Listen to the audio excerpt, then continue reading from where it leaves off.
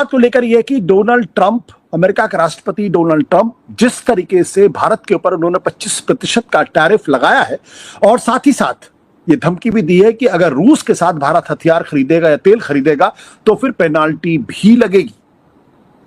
उनका ये बर्ताव, उनका ये व्यवहार कितना उचित है। इसी के साथ साथ डोनाल्ड ट्रंप ने पाकिस्तान के ऊपर खास तौर पर मेहरबानी की है। उन्होंने पाकिस्तान के अंदर जो ऑयल फील्ड्स हैं उनको एक्सप्लोर करने में पाकिस्तान की मदद करने की बात की है और यह कहा है कि एक वक्त ऐसा भी आ सकता है जब पाकिस्तान भारत को ऑयल सप्लाई भी कर सकता है। साथ ही साथ उन्होंने पाकिस्तान के ऊपर जो 29% का टैरिफ लगा था उसको घटा के 19% कर दिया गया है।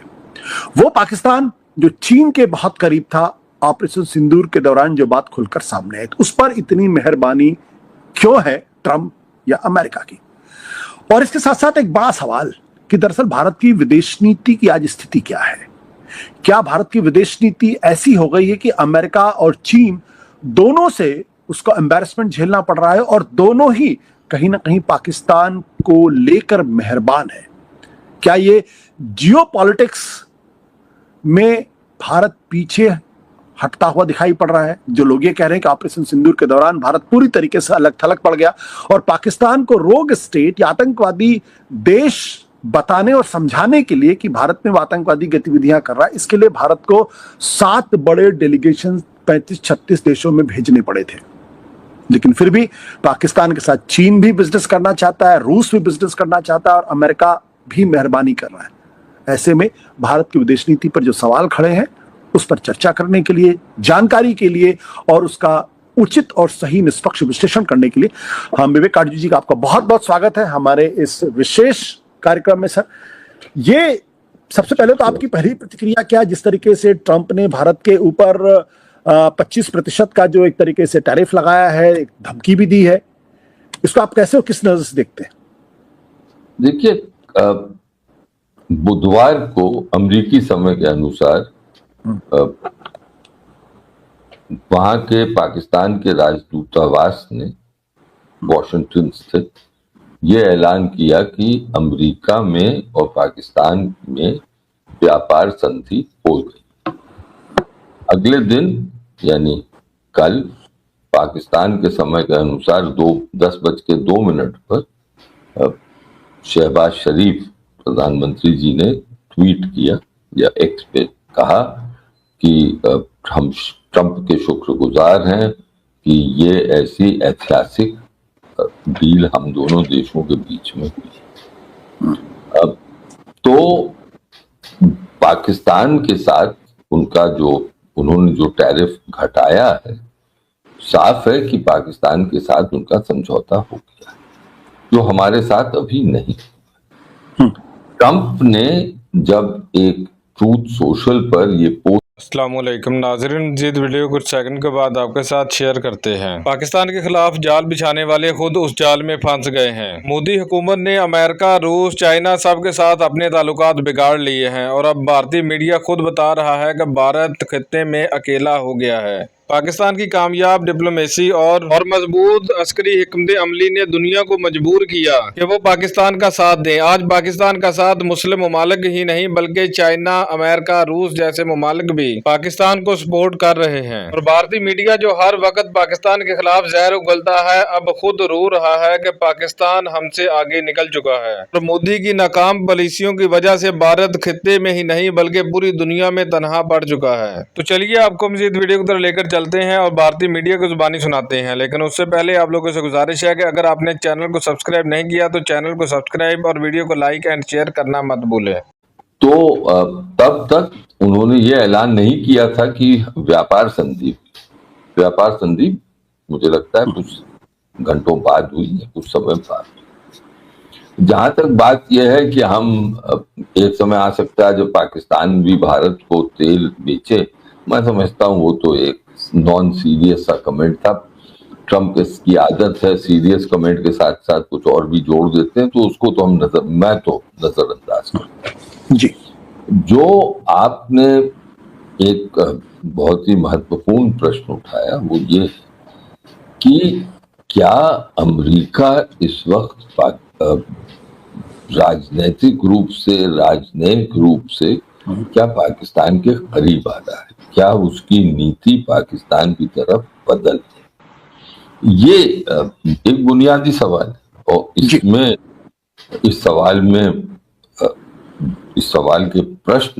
सवाल का जो एक जवाब है, हमें हमारे राजनयिकों को खोजना और उनको ये समझना है कि इस वक्त अमेरिका का रवैया, ट्रंप का रवैया पाकिस्तान की तरफ क्या है, इसके राजनीतिक पहलू क्या हैं, इसके व्यापारिक पहलू तो हमें पता ही चल गए, इसके जो राजनयिक पहलू वो क्या है, इसमें क्या कुछ डिफेंस एस्पेक्ट्स हैं, इन सब की को हम अब बारी बारी सब पर बात कर सकते हैं अगर आप चाहें। जी बिल्कुल। सबसे पहले तो ये जो पाकिस्तान से नजदीकी का कारण आप क्या समझते हैं, जबकि मैसेज ये है कि चीन पाकिस्तान के बहुत करीब है और चीन ने एक तरीके से पाकिस्तान के लिए प्रॉक्सी वॉर भारत के खिलाफ लड़ा ऑपरेशन सिंदूर के दौरान। देखिए, चीन और पाकिस्तान के रिश्ते कोई नए तो हैं नहीं, ये तो 1960 के दशक तक जाते हैं और इसी दौरान अमेरिका के संबंध पाकिस्तान के साथ घनिष्ठ थे। तो शी जिनपिंग का चीन के राष्ट्रपति का स्वागत किया था, साबरमती पे स्वागत हुआ था, तब भी मैंने एक लेख में ये लिखा था कि पर्सनल केमिस्ट्री अंतर्राष्ट्रीय संबंधों में बहुत निम्न रोल, बहुत कम रोल अदा करती। क्यों मैं ये कह, देखिए, व्यक्तिगत दोस्ती एक, लेकिन एक राजनेता की जवाबदेही किसको होती? उसकी जवाबदेही तो अपनी जनता को होती। सबसे ज्यादा महत्वपूर्ण उसके लिए है कि अपनी जनता का हित, अपने देश का हित। जब तक उसके देश का हित और किसी और देश का हित साथ साथ चलते हैं, तो फिर अगर उन दो देशों के नेताओं में गर्मजोशी हो तो अच्छा है, लेकिन यहां जब उन्हीं देशों के हितों में टकराव होता है तो दोस्ती उस टकराव को थोड़ा बहुत प्रभाव डाल सकती है, लेकिन उससे ज्यादा नहीं। हम ये भूल जाते हैं। आपने जो प्रश्न पूछा, मैं एक पूर्व राजनयिक की हैसियत से आपसे कह सकता हूं कि इसमें मुझे कोई भी औचित्य नहीं दिखता, क्योंकि जवाबदेही की बात व्यक्तिगत रिश्तों पर, इंटरस्टेट रिलेशंस नहीं चलते, और अगर हम व्यक्तिगत रिश्तों पर कि दो देशों के रिश्तों की बुनियाद डालें तो वो तो बिल्कुल बालू पर बुनियाद होगी, अस्थिर बुनियाद होगी, तो उसको तो आप छोड़ ही दें। जी। इस वक्त अमेरिका का एक विश्व में लक्ष्य है, विश्व में, और उस लक्ष्य के तहत वो भारत का रवैया दे। अब क्या है? पहली चीज तो ये है कि वो चीन के साथ चाहते हैं कि कुछ ना कुछ मुझे लगता है कि कुछ एक किस्म से, जिसको अंग्रेजी में कहते हैं मोडस विवेंडी हो जाए, कोई एक इस तरह की स्थिति हो जाए जो स्थिरता के साथ हमारा कंपटीशन भी रहे लेकिन कोऑपरेशन भी रहे, रिश्ते पूरे रूप से टूटे। पहला, हाँ, वो ये नहीं कभी कबूल करेंगे कि चीन को खुली छूट दे दी जाए कि वो क्या जो करना चाहे करे। दूसरा, उस ट्रंप का जो प्रहार भारत के और रूस के संबंधों पर हुआ है, उसका कारण मेरी समझ में है कि ट्रंप ने अपने पद संभालने के पहले ही नहीं, चुनाव प्रचार के दौरान ये ऐलान किया था कि जैसे ही वो आएंगे वो रूस और यूक्रेन के बीच में जो युद्ध है वो समाप्त कर देंगे, सीज फायर हो जाए। 6 महीने से ज्यादा हो गए, तो अब जो है ट्रंप जो हैं ज्यादा फ्रस्ट्रेट हो रहे हैं और वो इसीलिए बात कर रहे हैं कि अब मैं ज्यादा एक नकल कसूंगा और ज्यादा सैंक्शंस लगाऊंगा। तो मैं ये देख रहा हूं कि अब वो फिर वो बात कर रहे हैं जो कि बाइडेन करते थे, कि जो भी देश रूस की आर्थिक मदद कर रहा है, जैसे भारत कर रहा है, उस पर हम अब एक किस्म से एक अपना आक्रोश दिखा रहे हैं। जी। मेरी समझ से तो ये लेकिन भारत के प्रति जो उनका रवैया है, उसको आप कैसे देख रहे हैं?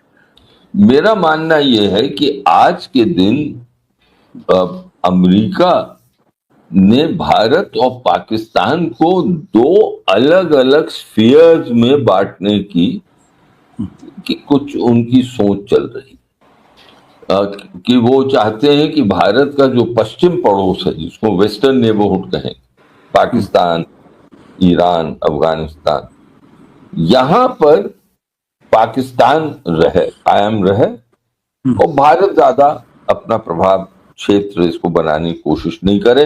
अमेरिका ने साफ कर दिया कि भारत को उनको इस क्षेत्र में जरूरत नहीं।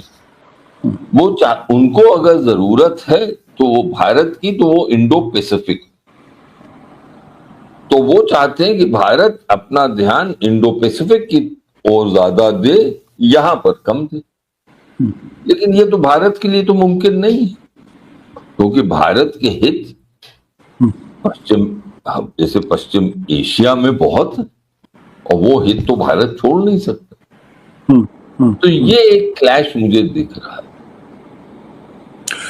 इसका हल क्या होगा? भारत को आज की तारीख में मोदी सरकार को क्या करना चाहिए? क्या उनको स्पष्ट तौर पर प्रतिरोध दिखाना चाहिए? मुश्किल यह है कि जब संसद में इस पर बहस चली तो ऑपोजिशन पार्टीज का जोर बहुत था कि आप स्पष्ट रूप से कहिए कि ये 29 बार कह चुका है, तो कब तक कहता जाए। अगर हम ये कह देते कि भाई इस पर तो हम रोक नहीं लगा सकते कि ये कितनी बार कहेगा, 1 बार कहे, 10 बार कहे, 29 बार कहे, 100 बार कहे, जितने बार कहे, चाहे रोज कहे, हर घंटे कहे, हमें जो कहना था वो हमने कह दिया। तो मैं समझता हूं कि अगर इस तरह से कहा जाता, उनका नाम लेने की जरूरत नहीं था, जरूरत नहीं थी। हम ये कह सकते थे हम इस पर तो हमारा वश नहीं है कि वो कितनी बार कहे, लेकिन हम जो कह रहे हैं हम इस बात पे कायम, और अब चाहे कितना भी महान नेता हो दुनिया का, वो कुछ भी कहे, हम इस बात पे कायम। तो लेकिन हमने जो अल्फाज इस्तेमाल किए, मुझे लगता है वो ट्रेड डील पे जो बातें हो रही थी उसके कारण कुछ नेविगेशन जो हम करने की कोशिश कर रहे थे वो कुछ बेहतर हो सकता। ये कमजोरी का प्रतीक नहीं माना जाएगा? देखिए, अब समझते होंगे वो भाई ट्रंप जो है वो सबसे है, सब उससे डील कर रहे हैं, उसकी भाषा पर नियंत्रण ही नहीं है। जो एक परंपरागत कूटनीति होती है वो उस कूटनीति से बहुत अलग रास्ता ये अपनाता है, तो इससे डील करना बड़ा मुश्किल है। क्या तो ये जो एक विडंबना है भारत की, ये सब जानते हैं क्योंकि उनकी भी यही विडंबना रही। तो ये तो राजनयिक बात हुई। राजनैतिक बात जो है कि जनता के अखाड़े में राजनीति पे होती है, उसमें दूसरा सवाल आता है कि भारत की जनता अगर बार बार यही सुनती है कि मैंने मध्यस्थता की, मैंने की, मेरे वजह से ये हुआ, इसलिए मैं जो हूं वही हूं और कोई कुछ नहीं है, तो तब उसको गुस्सा चढ़ने लगता है। तो it is not a question, अगर आप इजाजत दें मुझे अंग्रेजी की 2 लाइन कहने का, it is not a question of diplomatic management, it becomes a question of domestic political management, कि आप इसको कैसे सेटिस्फाई करें। अच्छा, आप उसमें पहले जमाने में जो बड़े नेता थे, वो आपस में पहले बातचीत करते। मसलन यही है। अब इसमें जो विपक्ष के शीर्ष नेता हैं, बड़े नेता हैं, लीडर ऑफ द ऑपोजिशन है, जैसे राज्यसभा में, लोकसभा, प्रधानमंत्री हैं, विदेश मंत्री, चाय पर वो सब इस पर चर्चा कर सकते थे, और पार्टीज के नेता भी, और इसको पब्लिक में लाने की जरूरत नहीं थी होती। ये क्वाइट बात होती है कि भाई ये ट्रम्प बोलता जा रहा है, क्या करे। हम बता रहे हैं आपको कि ऐसा नहीं होता, नहीं हुआ था, ये हुआ था। तो फिर वो लोग आपस में हंसते हैं, वो कहते हैं देखो थोड़ी बहुत तो खींचा तानी में हम करेंगे, लेकिन उससे ज्यादा नहीं, हम समझते हैं। हमारे वहां ऐसे बैकग्राउंड की वार्तालाप होती थी पहले। आशुतोष जी आप भी जानते हो, मैं भी जानता हूँ। जहां देश के हित की बात आती थी तो बड़े नेता कभी कभी डायरेक्टली, कभी कभी अपने जो उनके खास कॉन्फिडेंट होते थे, उनके खास भरोसे के लोग होते थे और जो जानकार थे, उनके जरिए वो बातचीत होती रही। अब जैसे जब बैक चैनल पे बात हो रही थी पाकिस्तान से, तो मुझे ये लगता है कि मनमोहन सिंह जी ने आदेश दिया था सतेंद्र लांबा को कि आप जो भी पाकिस्तान से बात करेंगे, ब्रिजेश मिश्रा जी को ब्रीफ कर दीजिएगा कि अटल जी को और अडवाणी जी को पता रहे कि क्या, किस तरह क्या हो रहा है। तो ये एक क्या मैं आपको बताऊं, एक जब नेशनल इंटरेस्ट की बात होती थी तो वो कहते थे हाँ ठीक है, राजनीति चलेगी। मसलन क्योंकि मेरा खानदान वकालत में पेशे में रहा, मैं नहीं था उसमें। अब केस के दौरान तो दोनों वकील जो है वो ये सब तो चलता है अदालत, लेकिन उसके बाद बैठ के जाके चाय पीते हैं, कैंटीन में समोसा खाते हैं, उससे मजाक होता है, सब होता है। तो उससे एक माहौल बनता था, और ये भी होता था कि यार देखो ये केस जो है इसमें ज्यादा मत करना, मुझे मालूम है हमारी वीकनेस क्या है, तो जरा मैं मालूम है स्पष्ट रूप से मैं कह पा रहा हूँ ठीक है नहीं। आप जो बात कह रहे हैं आज वो डिसरप्शन दिखाई पड़ता है। सत्ता पक्ष विपक्ष एक दूसरे के प्रति शत्रुता का व्यवहार है, बातचीत है ही नहीं, जिस पर आप इशारा कर रहे हैं।